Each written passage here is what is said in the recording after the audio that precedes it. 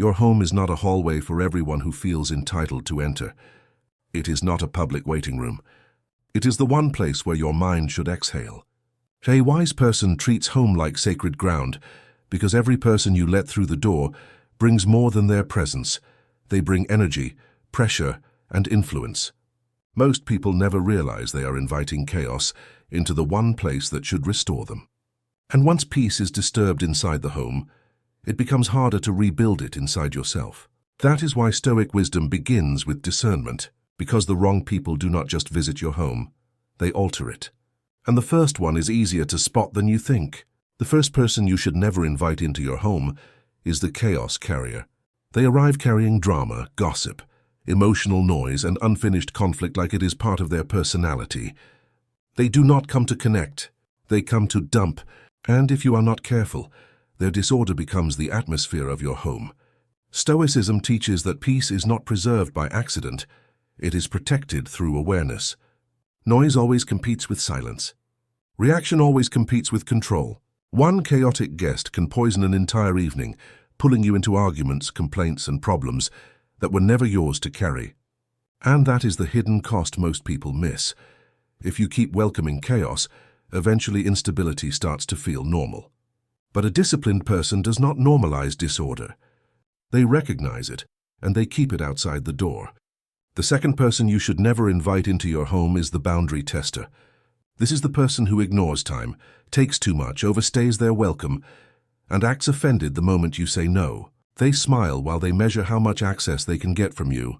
And if you are not careful, you will confuse being nice with being respectful. But approval is expensive. Self-respect is clean. Weakness often looks harmless at first because it avoids tension. But over time it teaches other people that your boundaries are negotiable. Stoicism teaches the opposite. What you allow repeatedly becomes your standard. Not every request deserves an answer. Not every invitation deserves a yes.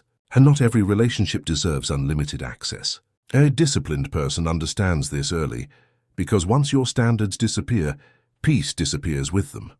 The third person you should never invite into your home is the fake loyalist, the silent competitor. This is the person who praises you in public, but drains you in private. They may compliment your progress while quietly resenting it. They may smile at your success while measuring themselves against you. And unlike open chaos, this kind of person does not make noise, it makes tension. Stoic wisdom teaches us to look beyond performance and recognize authenticity. Peace cannot survive where hidden competition lives. Most people never realize how expensive this presence is because it makes you smaller in your own home. You start editing yourself, lowering your light, monitoring your words. But self-respect requires clarity. Not everyone who is familiar is safe. And not everyone who knows you deserves access to your space. A wise person protects peace before it becomes damage. When you keep welcoming these people, the damage is rarely dramatic at first. It is slow, quiet, familiar. Your home stops feeling restorative. Your mind stays activated long after the door closes. Your standards soften because repeated access makes disrespect feel ordinary. And before long, your energy is being spent on people who never earned it. This is the hidden cost most people ignore. If you keep doing this, you stay stuck in a life where peace is always temporary. Chaos becomes normal. Performance replaces authenticity, and you begin living as if protecting your space is selfish, when in truth it is strategic. A strong person understands this. Every person you allow into your home is also entering your mental order. So the real question is not, do I know them? The real question is, what do they do to my peace?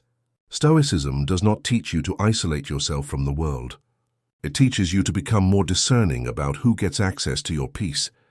Marcus Aurelius reminded himself that the quality of our life is shaped by the quality of our judgments. Epictetus taught that freedom begins when you stop giving control to what is outside you. And Seneca understood this clearly. A protected mind creates a protected life. The same is true of your home. Use a Stoic filter.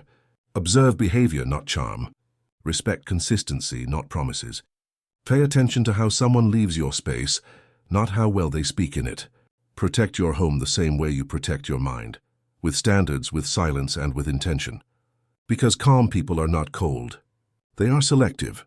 They know that boundaries do not create loneliness. They create freedom. And when you stop allowing the wrong people into your space, you do not become less open. You become more at peace, more ordered, more yourself. At the end of the day, the goal is not to become suspicious. It is to become sovereign. A person with self-respect does not need to announce their boundaries loudly. Their standards are visible in how they live, who they allow, and what they refuse. The home of a disciplined person is quiet, clean, intentional, and protected from emotional pollution. It feels like order, because it is built on order. Guard your space and you guard your peace. If this reminded you to look more closely at who you are allowing into your life, leave a comment, subscribe, and stay with this channel for more Stoic wisdom on discipline, boundaries, and inner strength today.